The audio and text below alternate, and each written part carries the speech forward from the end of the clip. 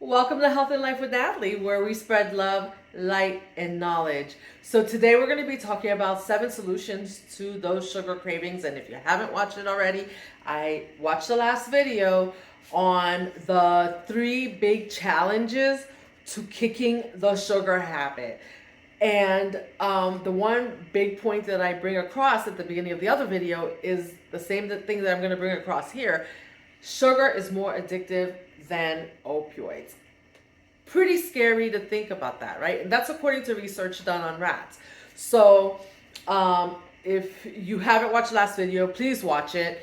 And we're going to get right into it. So 7 solutions to kicking the sugar habit. So the first thing is to check your bevies. What does that mean? Sounds crazy, right? But sometimes sweet cravings are a sign of dehydration. So pounding down a glass of water, waiting 5 minutes, and then seeing if you're still hungry or still having that craving is a really good thing to do. Also, too much caffeine mimics the blood sugar crash. And again, we talk about that in the last video. Go back and watch it. You're high for a little bit off of that caffeine, but then when you come crashing back down, the first thing you crave is sugar. So knowing that will help you, right, when you're hitting that crash, to maybe not reach for sugar and maybe to be prepared to reach for something else, which I talk about in the last video. So anyhow, second thing, 7th solution to kicking the sugar habit and getting rid of those cravings is satisfy your sweet tooth with sweet veggies, fruits, and herbs or spice. Your tongue has sweet taste buds on it and demand to be satisfied. So don't hold out on it. Like if you're having that sweet tooth, you want to satisfy it, but not with sugar, not with straight sugar. What you want to do is add naturally sweet foods.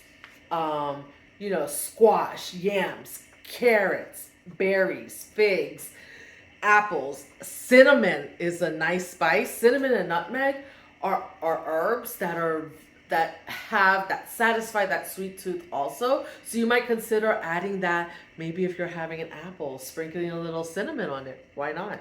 Right? And so so the next thing, number I don't know, number 3. I was like, what number am I on?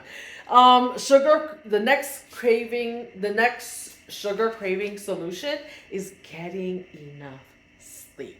Now, I can't say enough about this because it's much easier said than done. Most people need about 7 to 8 hours a night of sleep, and depending on your situation, it can be hard to get it. But if you're constantly tired and your body is going to look for energy, guess what? The easiest thing to do is to reach for sugar.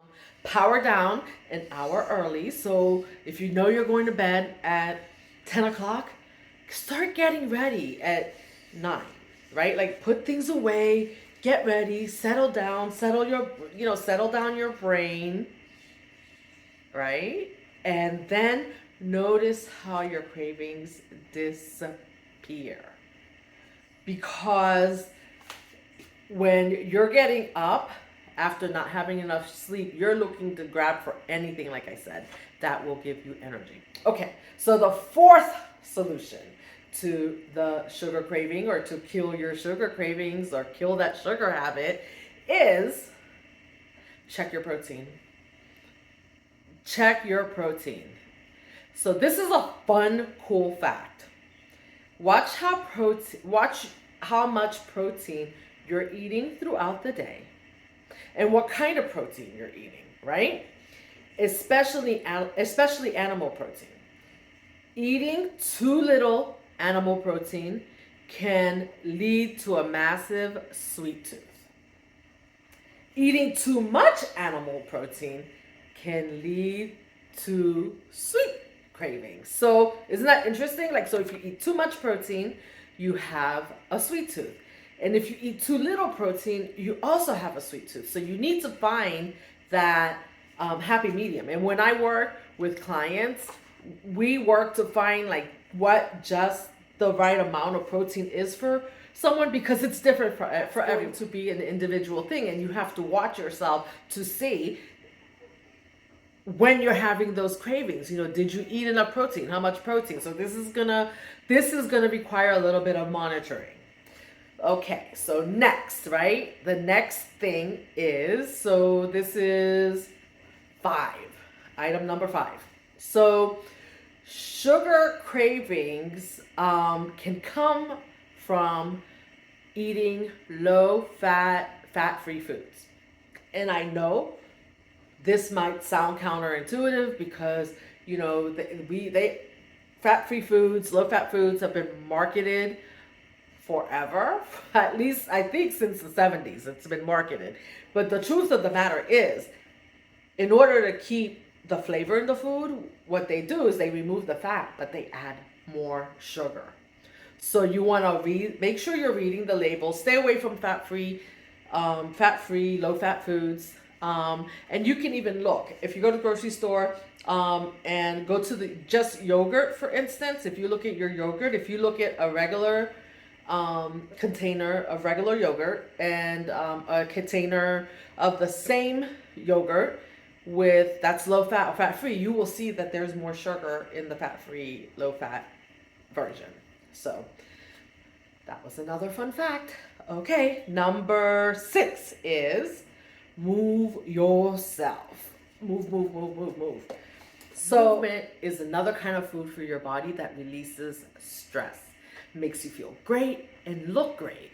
So when you don't get enough moving yourself, even a brisk walk, a small walk, 30 minutes a day walking, 15-20 minutes, what you can, when you don't get enough, your body starts to look for another way to blow off steam.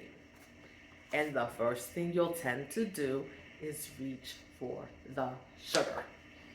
So last but not least, we have number 7, which is create a new post-meal routine. So if you're used to reaching for that dessert after your meal, you want to be creating something new. Maybe you make yourself a nice cup of tea. My favorite herb is dandelion tea. So this is a quick bonus for you. Dandelion tea helps with digestion. So instead of reaching for that dessert, maybe I reach for, that dandelion tea.